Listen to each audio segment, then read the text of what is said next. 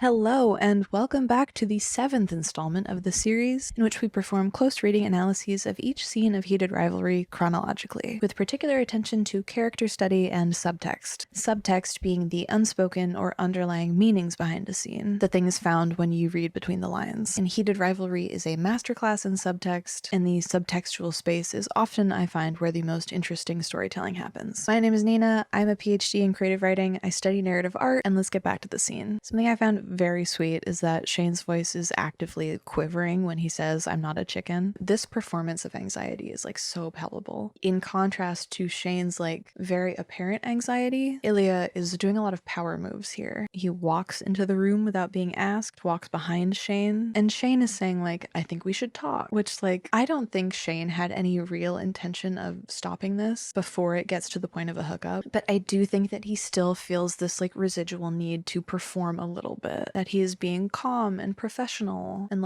no, we are simply getting together to talk over what happened so that we can move forward from this moment as professional acquaintances. Because still, even in this moment, there is an iota of plausible deniability. Things could still, even at this moment, go back to how they were before. They haven't done anything irreversible yet. There is still a chance that they could just talk it out and part ways. The battle between brain and body has never been more dire for Shane than it is right now, because as soon as they kiss, there is no going back. There is no going back for them as a duo, but also no going back for Shane and acknowledging his own queerness. So Ilya is doing this thing where he walks into the room just to loop around. Shane's still putting up this front that they might just sit and talk. But when Ilya loops around just to force Shane back, Shane is the one to put his hand up and initiate contact. And the sense that one gets is that he actually cannot help himself. The logical is already losing the battle. The felt desire within the body is winning. And so once they do actually make contact, once they kiss, this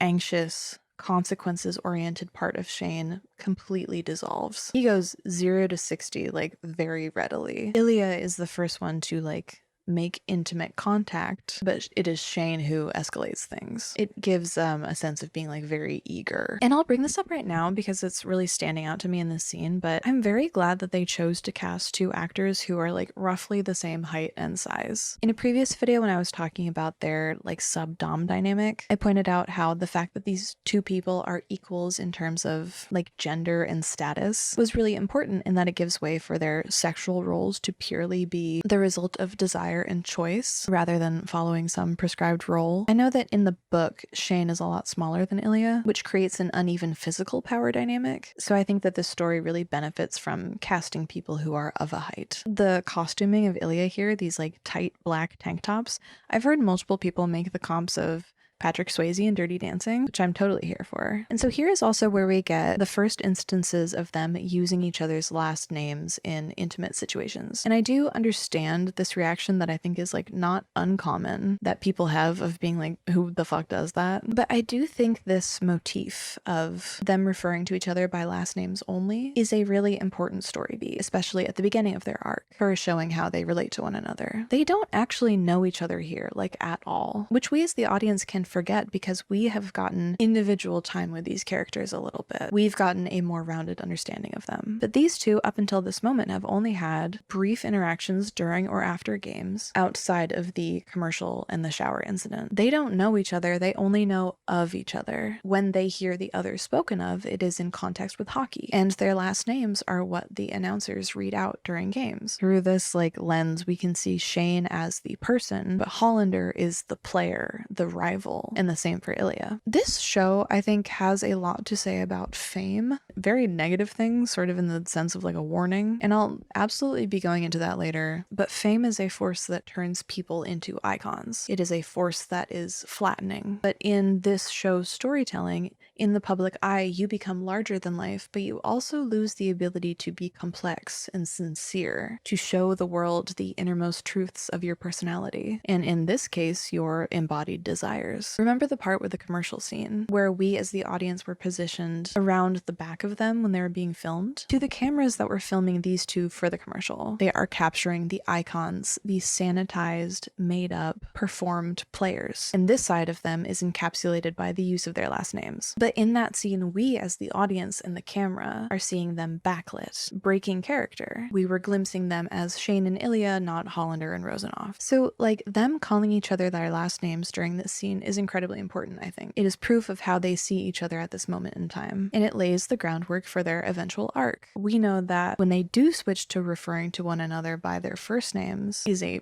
big story moment. So like getting into the specific mechanics of this scene is also really important for this story, but I'm still not quite sure like how openly I'll be able to talk about it on YouTube, so I will be treading carefully. Something that we can glean from the show but is more explicitly expressed in the books is that in this, like in everything, Shane is competitive. He wants to be perfect. He wants to be very good at the things that he does. And I remember a moment of Ilya's internal dialogue from the book where he was like, Shane is not the person who is the most skilled, but nobody can match him for like eagerness and a desire to please. And so in this part of the scene with like the too much too good, we can see afterwards Ilya give him a little praise and like a touch to the cheek. And I was like a little surprised at how like genuinely sweet that seemed. And Shane here seemed obviously very pleased by this praise. And so then we have this exchange where they're talking about Ilya's history with Sasha. And this is where Ilya says, I like trouble. We've already talked at length about why that's important in the context of this entanglement with Shane.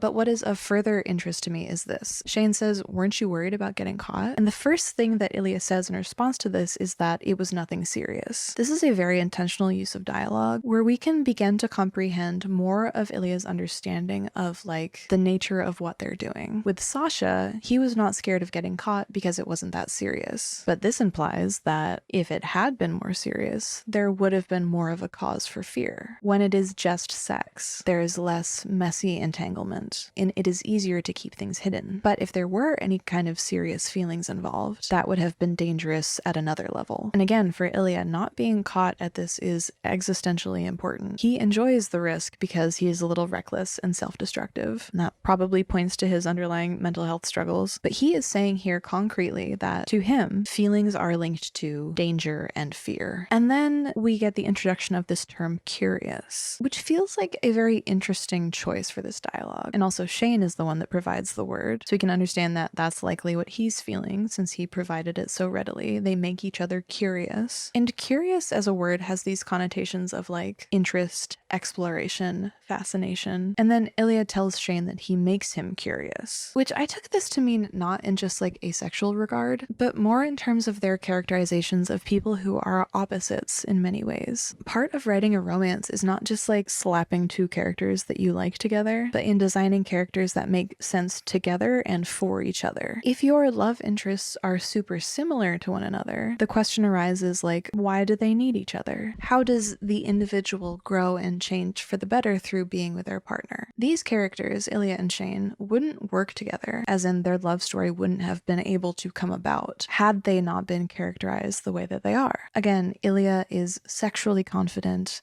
Shane is feelings confident. Shane may not have broken through to an acceptance of his own queerness had Ilya not been extremely forward with him, had he not brought Shane in with his sexual confidence. Ilya, on the other hand, may not have broken out of his emotionally repressed state if not for Shane's emotional sincerity, because he is a very sincere character. And so for me, when I read this scene and I see Ilya saying, "You make me curious," again, I do not think that he was already in love, and you will never convince me otherwise, but I do think that he finds Shane surprising and intriguing, specifically due to his sincerity. Sincerity which is very unlike Ilya, and probably very unlike the people who often interact with Ilya, who come to him because they want something from him. And we can again see this if we look back at the very first scene of the show. Ilya is very surprised and wary when Shane comes up to him, and we can tell that he's used to people approaching him with ulterior motives, with little sincerity. And a lot of this would be because of his extreme fame and fortune. His family uses him for his money, we know that. And I also feel like being that rich and famous from a young age would really fuck with someone's understanding of how they relate to the world at large. Remember when J. Cole said, You think if I didn't rap, she would flirt back? When your fame is something that exists outside of yourself, I think it probably would be natural to wonder if people would like or accept you for who you really are. Honestly, I think that this show on like a huge thematic level is like a warning about the effects of fame, the surveillance state that fame causes, the way it warps your self-image, and how it can preclude you from living according to your truth, even in private, which I think is like a very glaring way in which this show is like life and art mirroring each other, is that like these two actors were notably like complete unknowns before filming, working serving jobs. And that's become part of the like mythology of the show. And the fact that these people went from complete unknowns to being catapulted to like stratospheric, meteoric fame. And like I do think that the way that we treat actors as a culture is strange and can be very parasocial and invasive and can have like very serious negative effects on the lives of actors. Because like, yes, they're both very talented performers who did really exceptional work in this story that we love and appreciate. But actors are by no means the only or even the most influential talent in the creation of this kind of art. Like the thing that is so cool about movies and TV is that like in contrast, as I've mentioned, like I have written a novel, I've worked on it for like 6 years, I've given it my all, but I am literally the only human being that has any input or choice in that narrative. Like I've absolutely gotten like helpful and transformative feedback, but whether or not I include things or change things based on feedback, at the end of the day is a choice that is 100% mine. But for the medium of TV and movies, in order for the thing, the artifact to even exist, there has to be a massive collaboration amongst a ton of different artists across all different disciplines. Writers, people who work in narrative art and storytelling. We've got those who act, their art is performance, cinematography, sound design, color grading, costuming, like the list goes on. And each of these artists is part of a chain that must be strong on every link in order for the final product to be beautiful and impactful and like fulfilling of the original artistic vision. And so the fact that celebrity culture has this huge grip on actors in particular is very fascinating and weird. And it makes it obvious that it's not that celebrity flows from being like a successful and talented artist. It's like something else entirely. Because like we can see that it is Hudson Williams and Connor Story whose personal lives are being like microscopically invaded and not like Jacob Tierney's. That is all to say, these actors are very talented and celebrity culture seems absolutely horrifying, and I hope very much that they are both okay and will stay okay. But I'm also very curious as to what effect the like cultural phenomenon success this show has had and the intense fame of the actors will have on season 2, because I think a lot of what like tonally made this show so charming and feel like so good and sincere is the fact that it was low budget and that the actors were unknowns. Though HBO later acquired the rights, it wasn't originally produced or financed by one of these like massive international streaming services. And I think because of this, I'm like subliminally expecting season 2 to be worse. But hey, I hope that I'm wrong. And also just as a small note, I've heard a couple people saying that HBO changed the color grading and that the show is a lot visibly different and in particular brighter on Crave. And if any of you have like experienced or can confirm this in the comments, I'd be very interested to know. Back in the scene, Ilya prompts Shane to make declarations of his desire, to verbally confirm that he desires. He first asks, do I make you curious? And then he asks, like, do you enjoy what you were just doing? And Shane deflects initially, which is an impulse of discomfort, and he makes a comment about like, wow, I'm so surprised that these English words come so easily to you. But Ilya doubles down and is like, no, I need an answer. And then Shane reacts in the affirmative. This evocation and articulation of desire is very important. Ilya sees that Shane is trapped by his own like internalized homophobia, his own anxiety about his desire, and what this means for how he envisioned his life. Ilya sees what we have seen. When Shane is in his head, being led by his thoughts, he feels anxious and ashamed. But when he is being led by his embodied desire, he is so much more comfortable and confident. So Ilya prompting Shane to verbally acknowledge his desire out loud is so important and very likely influential to Shane. Now that it's out there, his desire is not something that is performed by the body and ignored by the mind, but something that he can also verbalize. And for Shane, verbalizing it may be just as important as actually doing it. And you can see that after he says yes, his expression shifts to being very serious, which further reinforces that saying this is a pretty big deal for him. And then Ilya is like, "Shall I let you continue?" Which is both a little bit cocky, which tracks, but is also like doing this thing that Ilya does, which is teasing Shane to break the tension. And then Shane like bodily pushes him back. And this is one of the few times in the entire series where Shane is being more like physically dominant. This is before they've kind of like established their sexual power dynamic, and Shane is still testing the waters. And what's funny is that while he's pushing Ilya, he has this very like uncomfortable looking smile on his face. He doesn't look particularly confident taking charge like this, which makes further sense in the fact that we almost never see him do it again. And then almost as though to counter this like more dominant act by Shane, Ilya gives an instruction, reestablishing that he wants to be in control here. And if you missed it, in a previous video, I talked about the character roots for why it makes so much sense for each of these characters to like assume their respective roles within the sexual dynamic. And to this instruction, Shane like initially pushes back, again, something that comes out of embarrassment, a little embarrassed at the kind of vulnerability that comes from being naked. But Ilya says, "I desire, I want," and Shane obeys. There is this question that like everyone's been asking in regards to this show. Like, why do women love watching romance? I have my own answer to this, which I have posted on TikTok, which is grounded in my masculinity studies research. But if you all want me to talk more about that on YouTube, let me know. But something that I had thought and was like, oh, maybe even for me, that's like a little bit of a deep cut. But I saw someone in a TikTok comment section saying the same thing. And I was like, okay, hell yeah. But something that I think I love watching, particularly through my positionality as being like socialized as a woman, is the like lack of posing and body checking, which unfortunately this feels pretty ubiquitous in media that centers desire specifically in the form of the female body. If you've ever heard of hourglass syndrome, it is a muscular imbalance that can cause pain and issues breathing and pelvic floor dysfunction. And hourglass syndrome comes from chronic sucking in the stomach to appear thinner. It is unfortunately not super rare. Like, young women are ending up in chronic pain from constant body checking. And the way that we as people socialized as women have been trained by the combined forces of capitalism and misogyny into being so intensely like vigilant and anxious and shameful about our own bodies. Thinking about it too hard makes me feel exhausted and defeated, but it's a prison. But this is what I was thinking of in my reaction to this scene. It is so nice seeing how these two stand. They've both got this like fucking anterior pelvic tilt, like standing in a way that is not posing. No hourglass syndrome here. And it like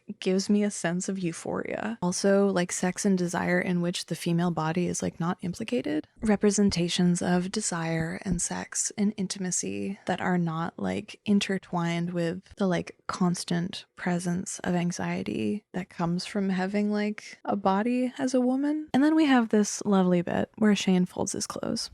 And this is something that we see him do over and over. I love it. It's not just that he's like folding his pants, but he's doing it in like the tri-fold way that they do it to like display pants at H&M. And this is another moment that I love when Ilya gives this little laugh. A laugh that is not cruel, but he looks like honestly delighted. This is the point to which I said I was going to be calling back with the representations of autism. Ilya is looking at Shane with this like delighted laughter. He's not laughing at Shane in a way that would shame or other him, but he's like surprised and curious. Him laughing delightedly at the incongruity of this moment is a great way of showing Ilya's acceptance and understanding of Shane as a complex, nuanced human person. Shane being someone with neurodivergent quirks doesn't make Ilya treat him any differently than he would any other character, which I think shows that these characters were constructed with a lot of respect on all sides. And also Shane leaves his socks on the whole time. This as a first hookup is pretty classically awkward when they both like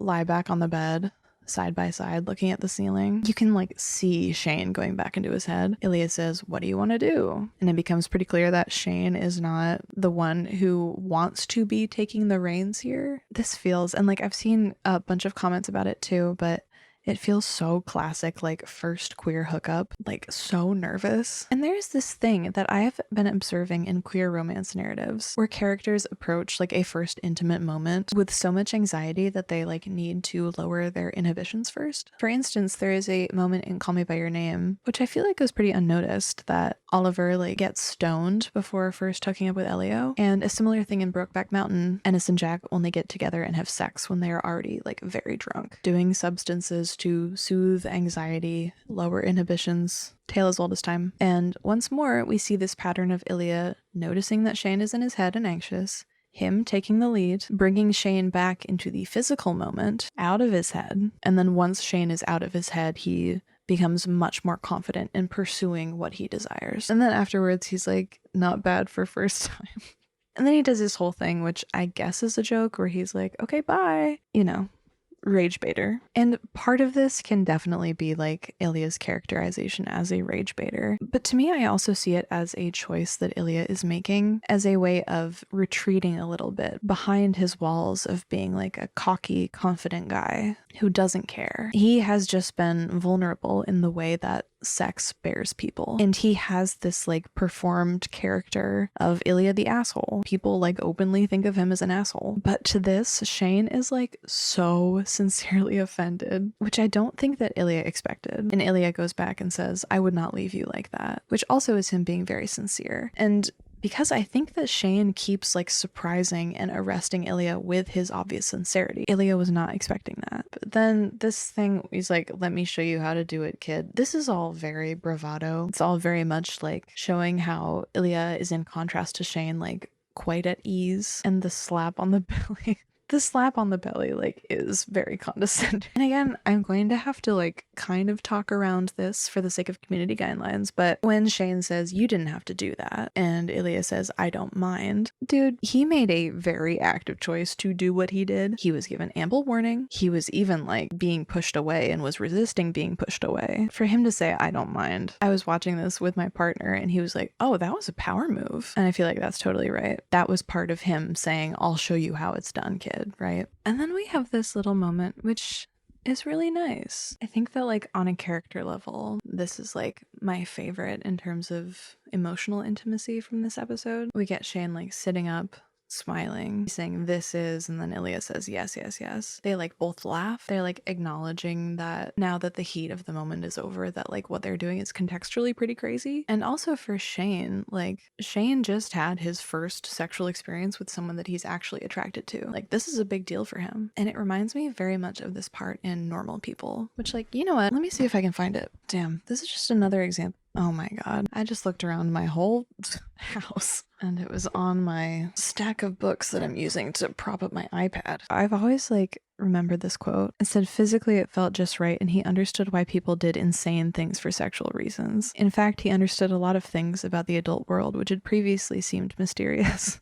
At least, again, if we're using the books, we know that Shane has had sexual experiences before, but none that he was ever particularly comfortable or happy with because they were with women. And this is, again, like bringing up the idea of embodied felt desire. Those other sexual experiences that he'd had were things that he had been expected to desire, that he had thought would have been right for him, which he had even hoped he would desire. But this with Ilya right now is one that he actually desires. And then Ilya says, "God, I want a cigarette." "Me too, Ilya." Shane, you know, as a matter of course, says, "Smoking is bad for you." And then Ilya says, "Oh, is it?" This is a point at which I see him being a little mean. And he continues this mocking tone by saying, "No shit," when Shane says, "No one can know." Again, I'm getting a glimpse of the Ilya that other people see of Ilya the asshole. And I think it's no surprise again that he's performing this invulnerability to make him feel safe after having an intimate moment with this stranger. And I also want to say in general, in my doing this analysis, something I think is very important for me to lay out from the beginning is that good,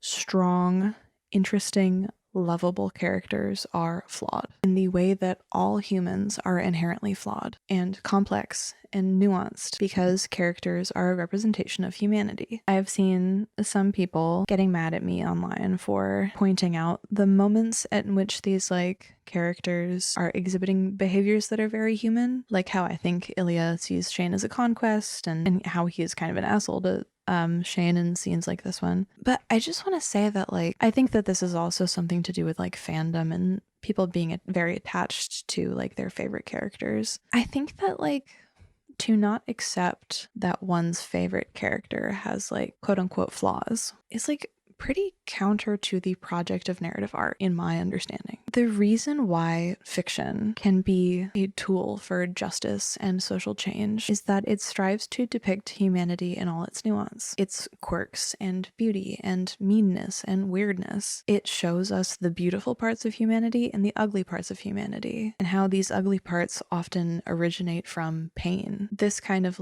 thorough, respectful depiction of character background of someone who can be an asshole. This type of fiction leads us to an understanding of those that we might be prone to be initially judgmental of. The point of a good character is not to have a representation of a person who is without fault. The point of fiction is to give a tangible experience in empathy. The world is not split into good people and irreconcilable assholes. Every person can be good and every person can be an asshole. What fiction teaches us is to have empathy for people who we might not understand, that we might not think act very nice, who have asshole tendencies. Fiction teaches us about humanity and about psychology, about how people's experiences inform their development and their actions. It gives us more understanding and compassion in our day-to-day lives. I love Ilya's character. I really latched onto him from the start, because the stuff that I'm interested in and the subject of my novel is all about